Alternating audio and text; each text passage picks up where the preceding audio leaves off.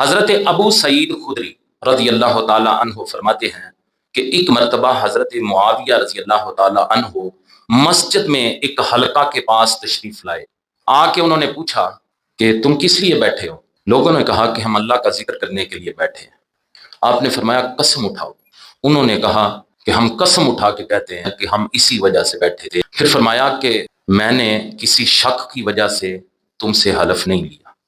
تم لوگوں میں رسول اللہ صلی اللہ علیہ وسلم کی حدیثیں مجھ سے کم روایت کرنے والا کوئی نہ تھا، یعنی آپ بڑی احتیاط کرتے تھے، بہت کم حدیثیں روایت کرتے تھے۔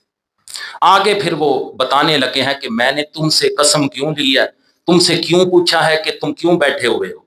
حضرت امیر معاویہ رضی اللہ تعالیٰ عنہ کہتے ہیں وَإِنَّ رسول اللہ صلی اللہ علیہ وسلم خرج علی حلقۃ من اصحابہ، کہ بے شک ایک مرتبہ رسول کریم صلی اللہ علیہ وسلم اپنے صحابہ کے ایک حلقے میں تشریف لائے اور آ کے حضور صلی اللہ علیہ وسلم نے فرمایا ما اجلسکم، انہوں نے عرض کیا جلسنا نذکر اللہ عز وجل ونحمدہ علی ما ہدانا للاسلام ومن علینا بک، ہم اللہ کا ذکر کرنے اور اس کا شکر ادا کرنے کے لیے بیٹھے ہیں۔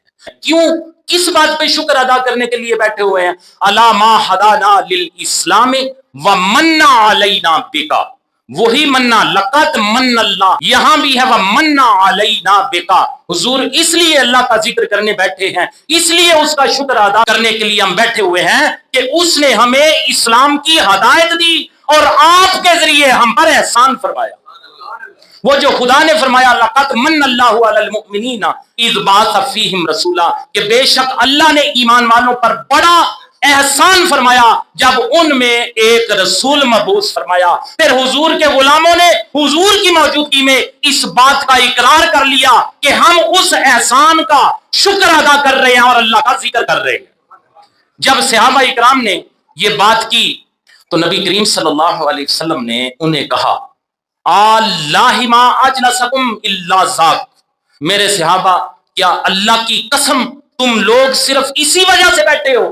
تو انہوں نے عرض کیا واللہ ما اجلسنا الا ذاک، حضور ہمیں اللہ کی قسم ہے ہم اسی وجہ سے بیٹھے ہیں۔ جب صحابہ نے قسم اٹھا کے یہ بات کی تو آقا کریم صلی اللہ علیہ وسلم نے فرمایا اما انی لم استحلفکم تحمتا لکم وانہ اتانی جبریل علیہ السلام فاخبرنی ان اللہ عز وجل یباہی بکم الملائکہ، نبی کریم صلی اللہ علیہ وسلم نے فرمایا کہ میں نے شک کرتے ہوئے تم سے قسم نہیں لی، فاخبرنی ان اللہ عز وجل یباہی بکم الملائکہ، میرے پاس جبریل آئے ہیں اور انہوں نے مجھے یہ خبر دی ہے کہ بے شک اللہ عز وجل تم لوگوں کی وجہ سے فرشتوں میں فخر کر رہا ہے۔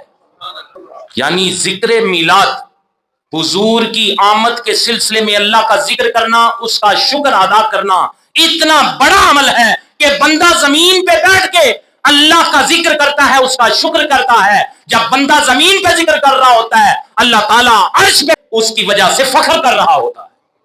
سنن نسائی 5426، مسند امام احمد 16841، طبرانی کبیر 16057، ترمذی شریف 3379، صحیح ابن حبان 813 اور صحیح مسلم 6857۔ حدیث کی اتنی کتابوں کے نام میں نے آپ کو بتائے ہیں۔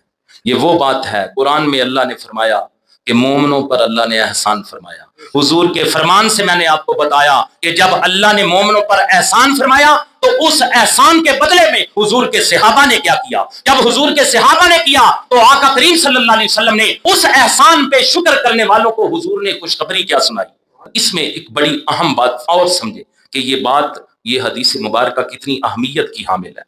حضرت امیر معاویہ رضی اللہ تعالیٰ عنہ حدیث مبارکہ میں یہ فرما رہے ہیں وَمَا كَانَ أَحَدٌ بِمَنزِلَةٍ مِّن رسول اللہ صلی اللہ علیہ وسلم اقل عنہ حدیثا منی، کہ تم لوگوں میں رسول اللہ صلی اللہ علیہ وسلم کی حدیثیں مجھ سے کم روایت کرنے والا کوئی نہ تھا، یعنی بتایا کہ میں بہت کم حدیثیں روایت کرتا ہوں۔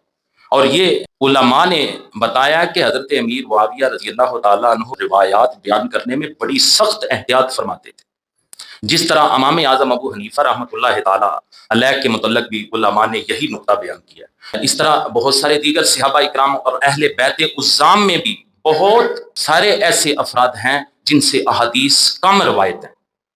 گویا اس حدیث مبارکہ کو بیان کرتے ہوئے باقاعدہ حضرت امیر معاویہ رضی اللہ تعالیٰ عنہ نے اس بات کا اقرار بھی کیا کہ میں بہت کم حدیثیں روایت کرتا ہوں۔